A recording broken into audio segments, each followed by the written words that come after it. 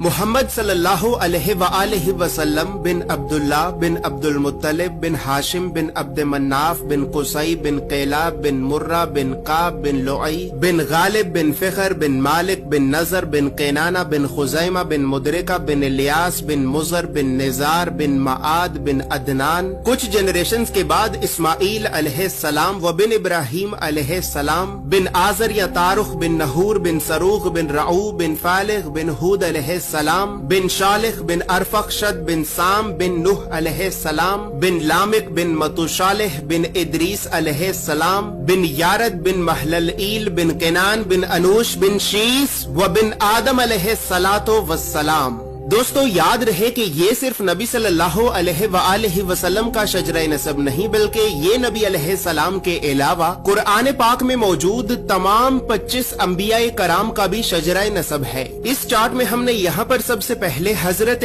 آدم علیہ السلام سے لے کر نبی صلی اللہ علیہ وآلہ وسلم تک تمام 25 انبیاء کرام کے ناموں کو ایک ترتیب کے ساتھ لکھا ہے، اور پھر ہر نبی کا قرآن پاک میں کتنی مرتبہ نام لے کر ذکر کیا گیا ہے۔ ان تمام انبیاء کرام کو لوگوں کی ہدایت اور رہنمائی کرنے کے لیے جن علاقوں اور شہروں کی طرف بھیجا گیا تھا، تو ہم نے اس چارٹ میں ان تمام علاقوں اور شہروں کے ناموں کو بھی لکھا ہے۔ اور سب سے خاص بات یہ ہے کہ یہاں پر ہم نے سبز رنگ سے نبیوں کے ناموں کو لکھا ہے اور سرخ رنگ سے رسولوں کے ناموں کو لکھا ہے، تاکہ آپ کو بآسانی معلوم ہو سکے کہ ان 25 نبیوں میں سے نبی کون تھے اور رسول کون تھے۔ اس کے علاوہ اس چارٹ میں ہم نے اللہ رب العزت کے 99 صفاتی نام اور پھر ان ناموں کے نیچے ہم نے ڈیبیٹڈ پروفیٹس یعنی ان 10 نبیوں کے ناموں کو بھی لکھا ہے کہ جن 10 نبیوں کے نبی ہونے کے بارے میں تمام مسلمان علماء میں اختلاف پایا جاتا ہے، کیونکہ ان 10 نبیوں کو قرآن پاک میں کہیں پر بھی نبی نہیں کہا گیا ہے۔ اس کے علاوہ چارٹ میں موجود سرخ رنگ 5 اولو العزم نبیوں کو ریپرزینٹ کرتا ہے، جبکہ بلو کلر بنی اسرائیل کے نبیوں کو ریپرزینٹ کرتا ہے۔ اور اسی طرح 25 نبیوں میں سے 23 نبی ایسے بھی ہیں کہ جن کا ذکر قرآن کے علاوہ تورات، زبور اور انجیل میں بھی موجود ہے۔